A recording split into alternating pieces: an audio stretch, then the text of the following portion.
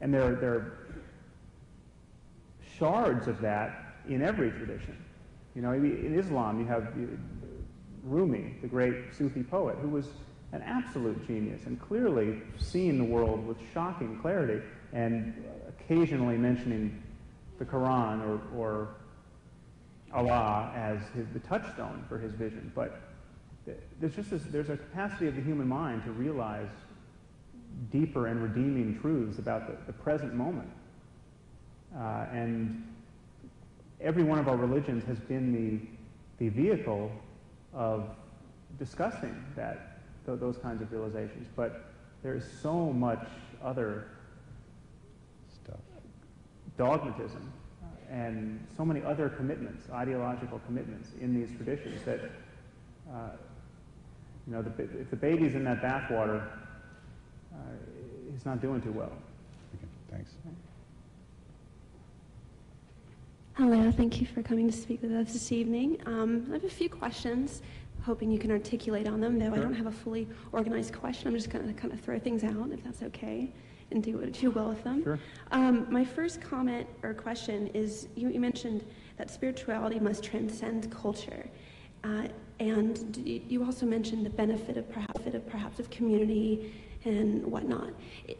Is there a viable future for a community-based spirituality that is expressed other than a religious organization that perhaps could project a universal maxim or whatever around the world, at best achieving a universal utopia, and more realistically perhaps achieving open dialogue? Can you think of any opportunity that would come about for that, for perhaps liberal people like ourselves who are more religious persuaded? And my second question is going along the idea of perhaps Eastern Buddhist philosophies being healthier or more advanced than Western, given the fact that there are some expressions of Buddhist fundamentalism that we see, including patriarchy and misogynistic expressions, and also secular ideologies and their disruptive technology, perhaps, that in general they sell to religious fundamentalists. So to tie things up, my main question is, if religion is accountable for religious fundamentalism, can secularism be accountable for secular ideological fundamentalism that we get perhaps in Lenin and Stalin or Nazism or whatever, right, that have been responsible for so many wars? So, okay. I think. Yeah, good. I'll take your last question first. Clearly, I am not claiming that religion is the only source of violence. People have killed one another for perfectly secular reasons and will continue to, no doubt. Now, it's often, the challenge to my thesis is often raised that the worst offenders in the genocide game have been secular ideologies, Nazism, Stalinism, Communist China. My pirouette on this subject is, really, I'm arguing against dogma. You know, religion just has more than its fair share of dogma. I'm arguing against unsubstantiated beliefs to which people hold in the face of any contrary evidence. So, taking that heuristic, you look at Stalinism, you see very quickly, Stalinism was not a rational enterprise. This is not what happens to people when they get too rational. And Nazism, I mean, Heinrich Himmler thought that the Aryans had descended from outer space and were preserved in ice since the beginning of time, and he created a meteorological division of the Reich to go look for this ice evidence. These are not highly rational people. The pseudoscience that was the basis of Nazism, this sort of weird tweak on Darwinism, and all this religion, really, of pure-blooded Germanism, and all of this was a kind of religion, really. It was a political religion. It just wasn't otherworldly. And the same is true of Stalinism. So,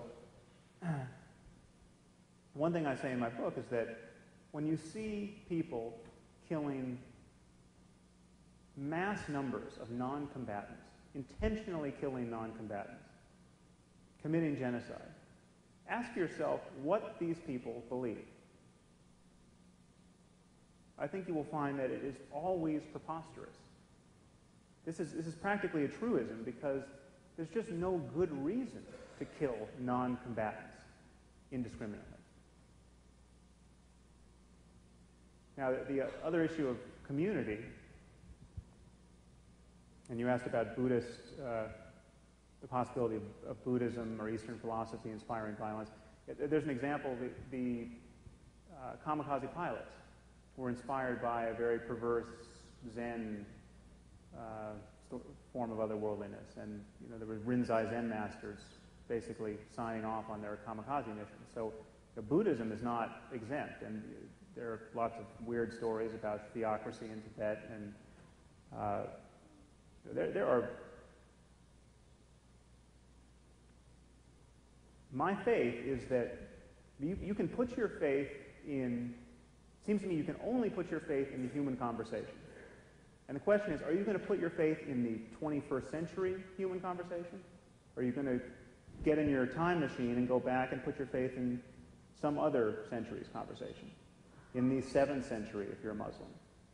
Or the, way back, if you're a Christian or a Jew. I mean, really, the Iron Age. So it really, in community is all we have. Science is a communal enterprise. All we have is dialogue, and it seems to me that the rules of dialogue should not change from discipline to discipline, when the truth is what's being talked about.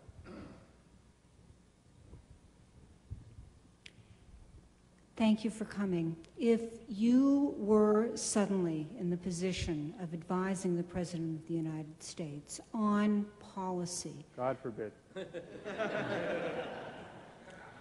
how would your positions inform what you would advise him or her to do with regard to the current status of conflict, let's say, in the Middle East?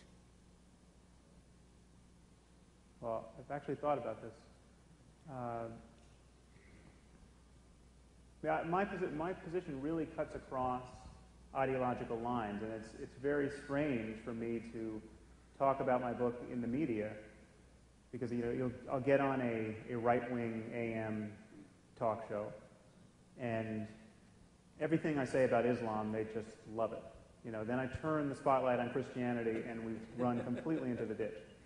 Then I get on liberal radio, and everything I say about Islam, they just recoil at it. It's way too politically incorrect, but I turn the spotlight on Christianity, and they love it. So we are really quite stratified here, and my argument cuts across that. It's really orthogonal to right and left, and I'm not a pacifist. I think there really are people in this world who are beyond conversation at this point. Osama bin Laden is a great example. I don't think there's anything we're going to say to him that is going to basically change his orientation. Now, what subsets, to speak specifically about the war on terror and the problem in the Middle East, we have an issue with Islam and the West, Islam and Jews. We have an issue with the Jewish settlers. I mean, the Jewish settlers, their theological claims on that real estate have to be completely repudiated by the Israeli government. I mean, I'm a great supporter of Israel, really only because of the anti-Semitism of the rest of the world. I mean, the only thing that justifies the existence of Israel is the omnipresence of anti-Semitism. Otherwise, Israel, it is an obnoxious idea to have a state organized around a religion. So the short answer